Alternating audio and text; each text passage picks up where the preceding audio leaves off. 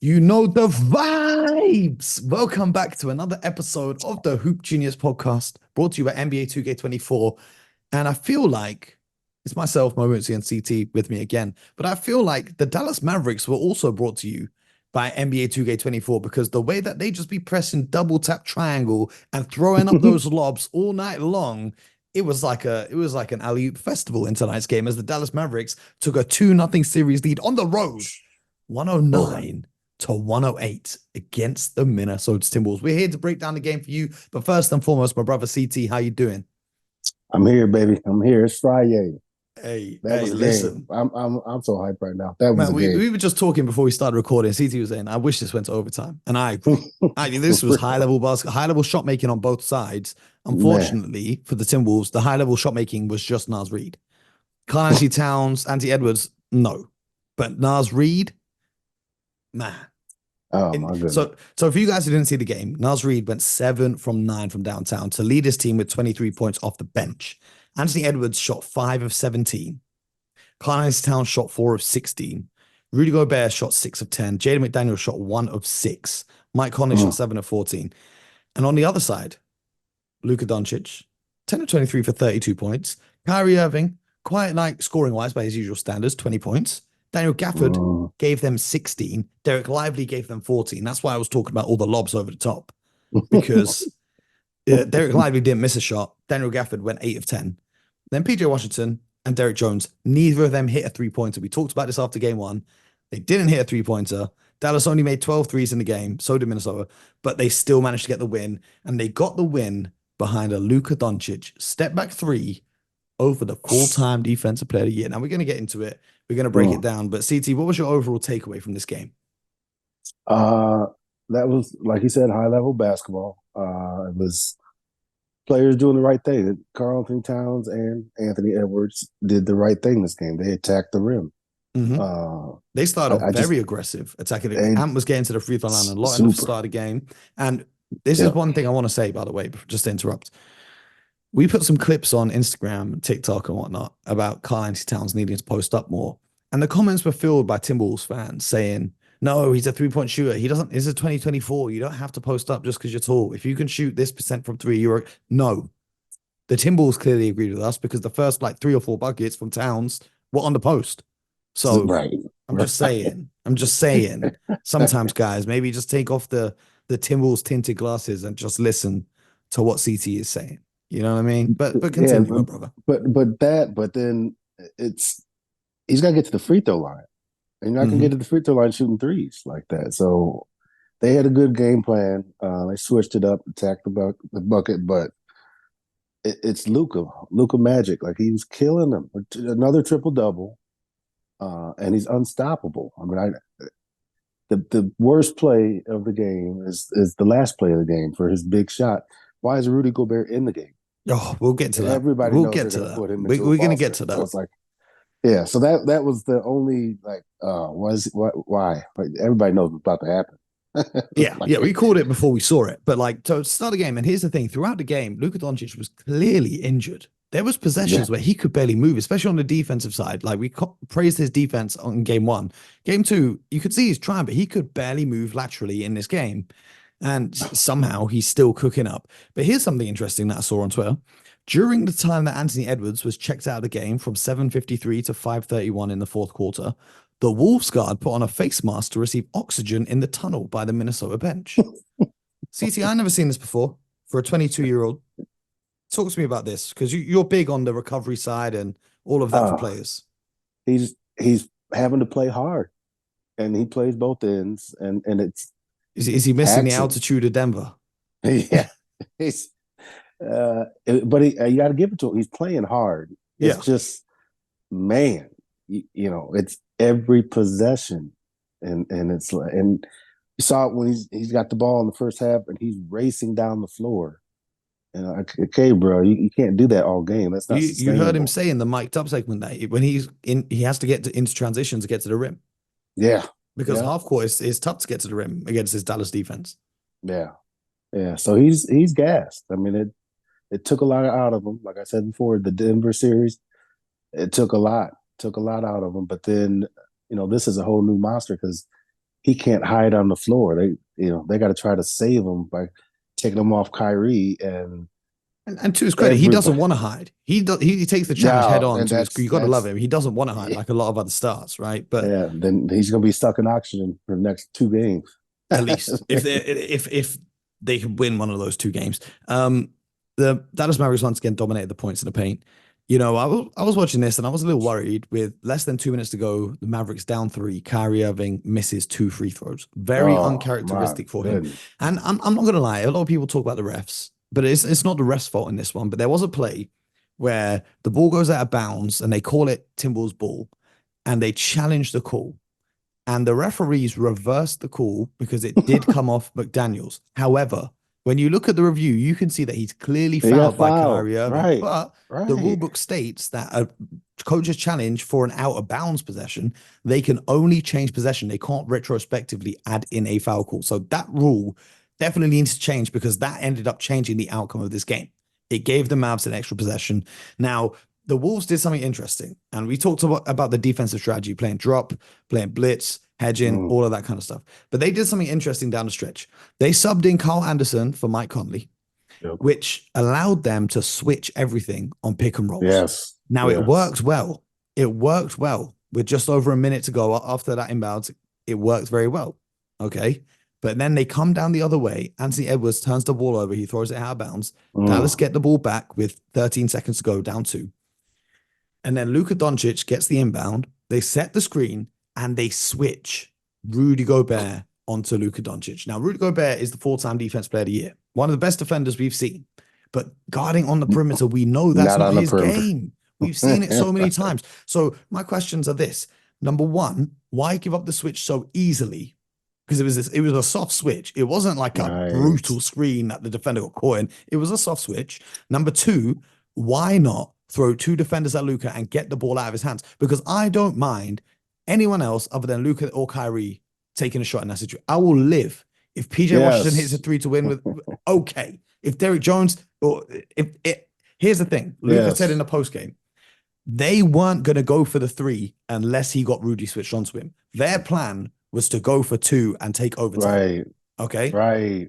He said it post game to the TNT crew that they only were going to go for the 3 if Rudy got switched onto him. And I think everyone in the world who watched this game knew what was about to happen. They left Rudy on an island. So if your plan is to switch everything, why is Rudy, even though he's Defense Player of the Year and whatnot, why is he in the game? Because you know he can't guard on the perimeter like that. So, and that was that was only not only mess up, but there's like you ruined a great game with the dumbest play call, like the dumbest non-substitution. Like it was badly coached. That the switch was bad enough, but just trap them. Then two, Daniels or whoever. Or why not just try and get a reaching foul? Yeah. Before he goes into his shot motion, of course. So it's not 3 free throws. Why not go for a reaching foul? Yeah, but he had him on a wobble board real quick. I mean, he as soon as that switch and he noticed it, bro. He creates the separation and he knocks down, and then he screamed at him. He said, "You can't guard me, mother." Oh, that looked personal, didn't it? Oh, it was personal because in the first quarter, Rudy Gobert tried to take a transition foul on Luka, but he had a closed fist and he hit him in the chest. Nah, he took a chop. Yeah. Rudy, where was that closed fist when Draymond had you in a headlock, huh? I just want to know. I just want to know. That's that Euro on Euro prime. Hey, listen. All I know is Eurobasket, FIBA, Olympics, NBA. I'm taking Luka 10 times out of 10 against Rudy Gobert in any in basketball, in tennis, in anything. even so, that was the possession that decided the game ultimately. And man, look, I never expected, and this is why it's so good to have you on the show, because I never expected the Timberwolves to lose this one. I thought they were going to win. I thought they were going to win big. They just don't match up well with the Mavs, and Kyrie is a problem, and Kyrie and Luka are a problem because they've learned to play with each other, and then not your turn, my turn. It's all right. You're cooking, keep cooking. Let me do something else, and then when it's time, they both understand, and the team understands. Luca magic is real, and that Hmm. dude is that dude. So it's a beautiful thing to see. And you would think, and I can't help but wonder what the Cavs are going to do with Donovan Mitchell in that situation, Hmm. because they don't get along, Nope. But guard to guard. I want to get your perspective on this. If you're the Boston Celtics, obviously you want to take care of business against Indiana, who are great at home, and they've got 2 games at home now. But theoretically, who would you rather face in the finals? Do you match up better with the Timberwolves or the Mavericks? Mm. He, I, if I'm the Celtics, because I want to win it, I want to go against the T-Pups because Really? they're not ready for this moment. Because the Celtics won convincingly in both matchups against Dallas this year. Yeah, yeah, but I think they didn't have Gafford yet. Yeah, the Uh, last one was on March the 1st, and yeah, they did have Gafford, but he only played 5 minutes off the yeah. bench, I'm and he about was to say he starting didn't with play Derek that. Yeah, Lively. They had yeah, PJ Washington though, yeah. but it Uh, was a different team. yeah, it's a different team, and they're playing at a different level. I mean, they're a different team because they've increased pace.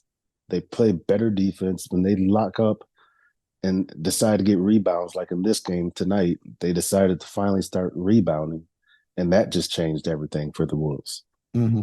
Um, so yeah, I'm a Celtics. I want the Timberwolves because they're not ready for this moment. Yeah, well, If they were in if the they were regular able to get past season, the Mavs, both yeah, games, Celtics Timberwolves went to overtime, and they split them 1-1. yep. So going on a regular season, you would think that the Mavericks are an easier matchup, even though there's never an easy matchup in the finals.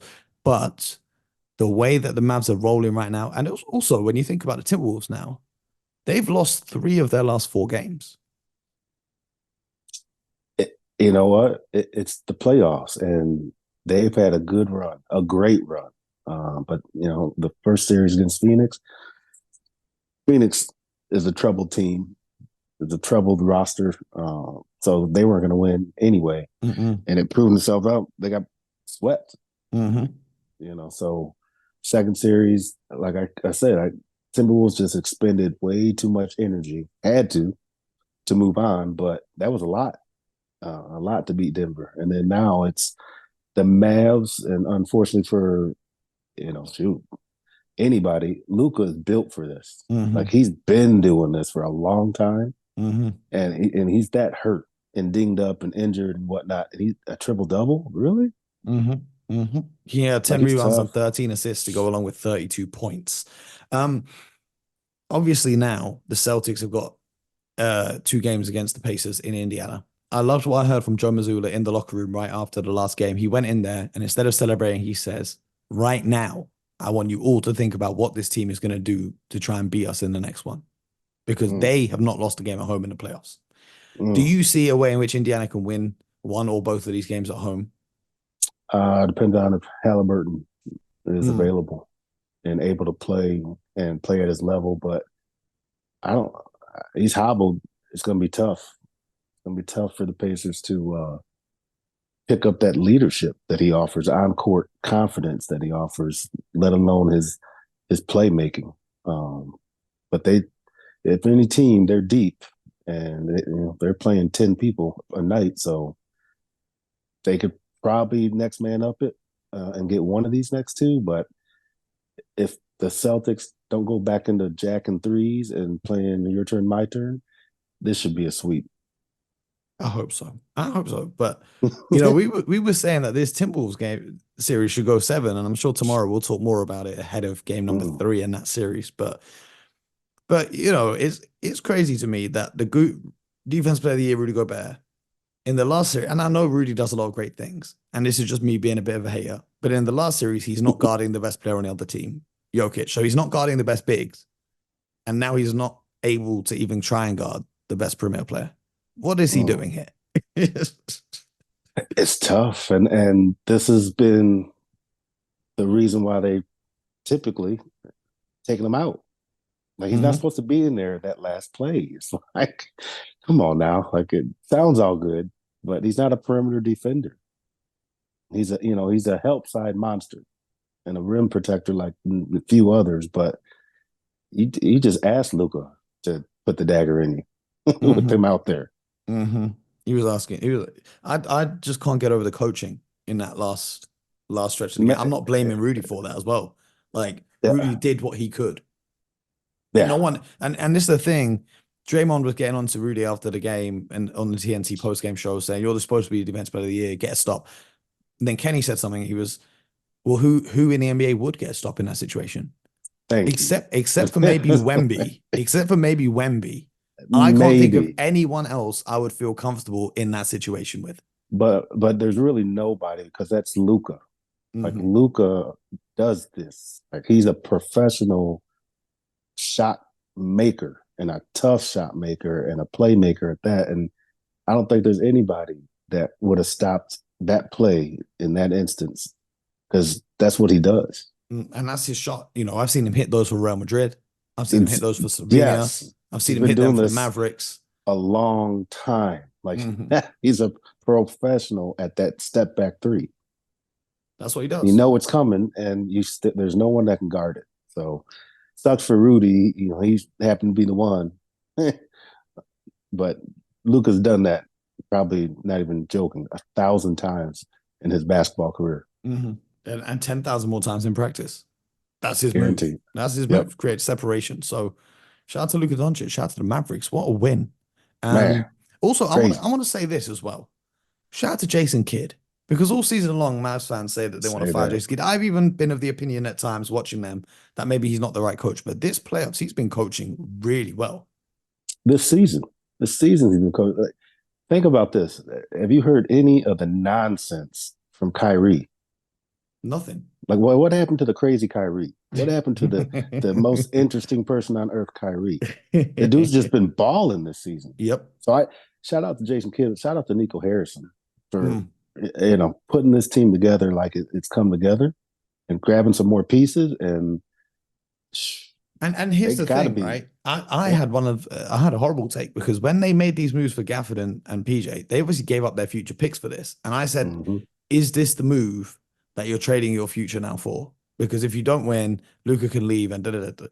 But they've just proven me completely wrong. So respect to them for assembling the team and having a vision because for me, it's very difficult to obviously know how quickly a team can gel when you make in-season trades. Man. Like if it's an off-season move, I kind of like that because you've got training camp to work.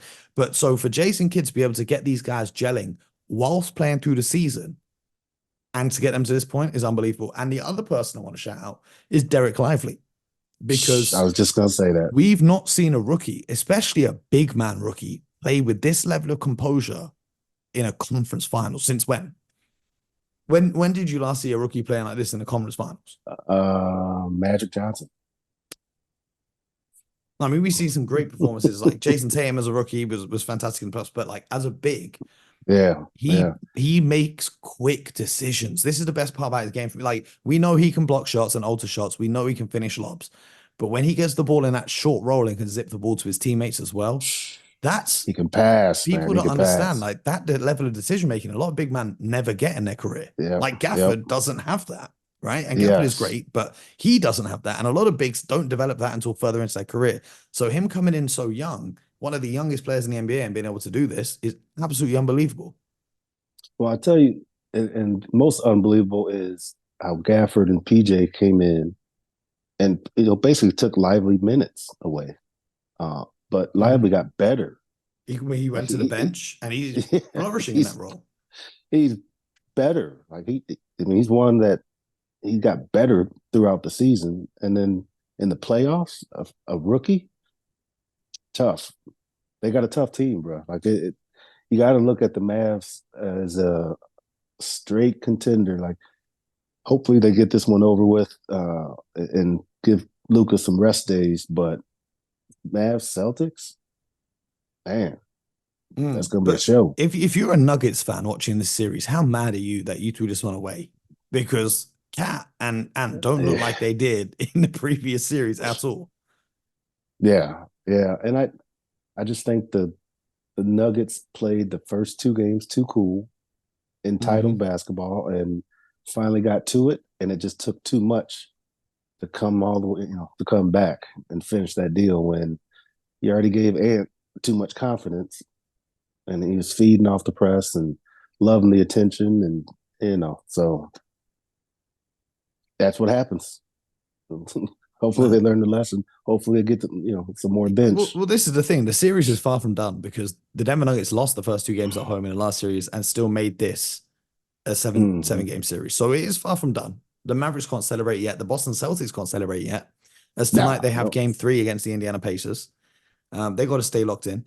Porzingis will not be back till game 4, game 5. If he goes to game 5, I don't know if he will be back this series, but they will definitely need him if they match up. Guaranteed. Because I don't want to get ahead of myself and talk about this, but Porzingis being able to take Lively or Gafford away from the rim is a huge difference maker. Guaranteed. But that's a whole nother conversation for if we do eventually make it there. But that's been another episode of the Hoop Genius podcast. CT, we appreciate you guys, you coming and rocking with us. I know all the fans, all the audience, all the listeners, they appreciate it as well. And thank you for having me. We'll be back tomorrow if you're around. We'll be back tomorrow. It's always an honor to have you on the show. And salute to you for calling everything correctly from the last one. Basketball's a beautiful thing, bro. It's all I do. Yes, sir. Be good at something. Hey, man, you know the vibes. In the meantime, you guys know what it is. Subscribe to the show, YouTube, Spotify, Apple, wherever you get your podcasts from. And most importantly, get buckets.